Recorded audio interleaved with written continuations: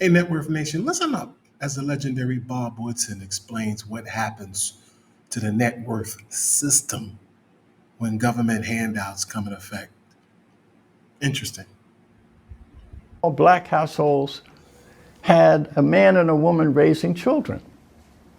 And so there were people on, and then we had the poverty program came along. There were two social scientists, Clowen and Piven, at the University of Columbia University School of Social Work. They said, and they were leftists, and they said, one of the ways that we can emphasize the contradictions of capitalism is to just flood the system with welfare recipients. But they couldn't just do this because of their political philosophy. But then you had Mayor Lindsay, who was a liberal mayor. Then the federal government had its poverty program, so they began to open up poverty offices throughout New York and the major cities to actively recruit blacks onto the welfare system. Following the riots, they said we must recruit. One of the ways of doing, but welfare in the black community up until that time was stigmatized. Oh, welfare was, it said no one wants to go on relief, they called it. Right. And so what the left had to do is to challenge that stigmatization. And the way you do it is... So I want to talk about what he just said, because remember now, small businesses run America. And it's very interesting how there's a thought engine behind separating the production aspect from the non-production aspect and giving the appearance that someone has earned something that, for the most part, they didn't earn. And so in the process of this, the small business model that was so successful was absolutely being attacked in this segment. Now, I know what you guys are thinking out there. Because the video is highlighting Black America, don't get it twisted. This model assaults anyone who has a net worth nation mindset. It assaults anyone who believes in business and investments and strategic partnerships and all the things that go into building and creating wealth. This is an absolute assault weapon against that type of thought process. Listen in. Is to say, well, welfare is really social insurance. Well, welfare is really reparations for the evils of slavery and discrimination. So you have a right to it. Wow. And also they had to therefore, and this is what they actually wrote, that if somehow we can separate work from income, it will make the father redundant. And then it will transfer the authority to the state, and then you will see an increase in school dropout rates, drug addiction, crime, all of these social dysfunctions. Come on, y'all. Come on. Don't let that go over your head, man. You see this thought process? You see the thought engine behind this? This was not something that was just thought of in on the hum. This was well organized to separate the knight from his sword.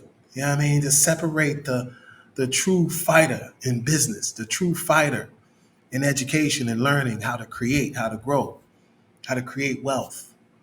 You know what I'm saying? So this is serious stuff here. It's nothing you can't take for granted. Listen up. Will begin to occur, and they were correct. And he points out in his book that in just a 3 to 4 year period in the early 70s, when the rules changed, it was aided by the women's movement because they felt that the father was redundant. The Black Power movement said that the nuclear family was Ozzie and Harriet, Eurocentric, and therefore racist. And so we should not be holding blacks to the standard of a nuclear family. And welfare was a right. And so suddenly that stigma was removed.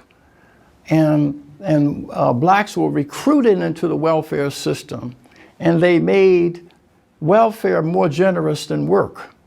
And as a consequence, thousands flooded into the system at a time when the unemployment rate for black men in New York was 4%. And sure enough, what they predicted came true. I mean, can you imagine that you made welfare more valuable than work? In other words, a handout, a freebie, a gimme.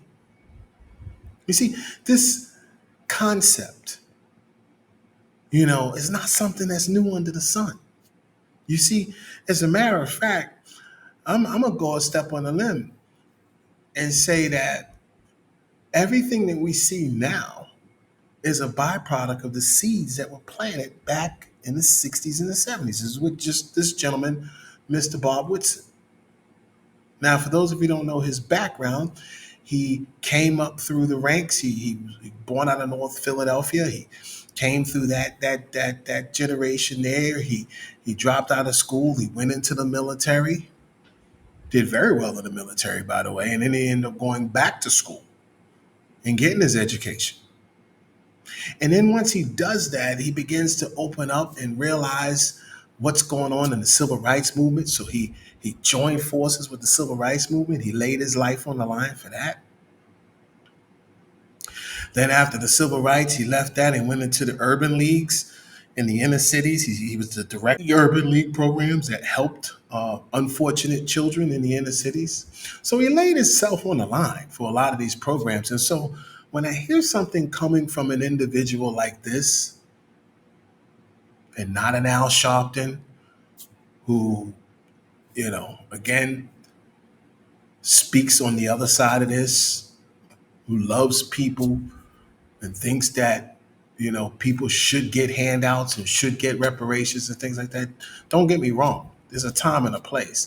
But listen to what this gentleman is saying, how this was strategically done. You can't ignore it. The New York City, they went bankrupt, as they predicted. Also, you saw all of the pathologies began to express itself as the family disintegrated. And so what we went from a 85% family with only 30% now being raised. So this decline occurred not as a result of slavery and discrimination, because as I pointed out, because the black family rate was constant up until that time. And so this is why we have the conditions today. So when a black woman in New Jersey got up at the school board meeting in response, supporting 1619, said, so what's a little similar to what he's talking about today? Think about this. We know what we just came through a couple of years ago. We came through the COVID pandemic fiasco. And think about what he said, because again, I don't want to turn this into a black and white thing, but I do want you to recognize that this systematic scam of how to undercut production in businesses and business ownership and the things that create net worth being assaulted by the handout. And let's bring it all the way back, bring it up here to the modern era. And let's look at what happened when a lot of those stimuluses were going out. And a lot of the businesses were applying for these stimuluses and this and that. And all of a sudden you started seeing all these scams where people who had businesses, didn't even have businesses, were getting money. And there was a lot of abuse going on out there. You guys out there know what I'm talking about. We all saw it. Celebrities, all types of people getting caught up in this sting operation. You had other businesses that were so comfortable taking the handouts that some of their doors never opened up again. And they never got back in again. And I'm not here to say on this network that giving businesses or giving anybody a leg up to stand on is wrong. It's only wrong when it's done deliberately and intentionally and systematically with the intent of undercutting the process. And that's what he's talking about, the undercutting of the process, through the handouts. Because you guys know, like I said, there's a lot of businesses that never recovered after these business stimulations. As a matter of fact, some of them were even hampered with having to pay the businesses back, pay the monies back, and they got sued and ended up going out of business. How productive was that? The reason that black men are not in homes is because of slavery.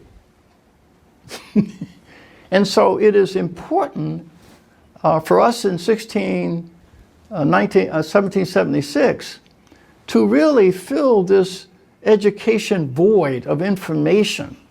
But it's not going to be done by publishing white papers and having this discussed on talk radio. We have got to develop a retail strategy, as the left has done, to develop curriculum, to develop videotapes, social media. Let's go back and talk about the blacks who were born slaves who died millionaires. And on that note, I'm going to close. So the synopsis is, do handouts really help the middle class community?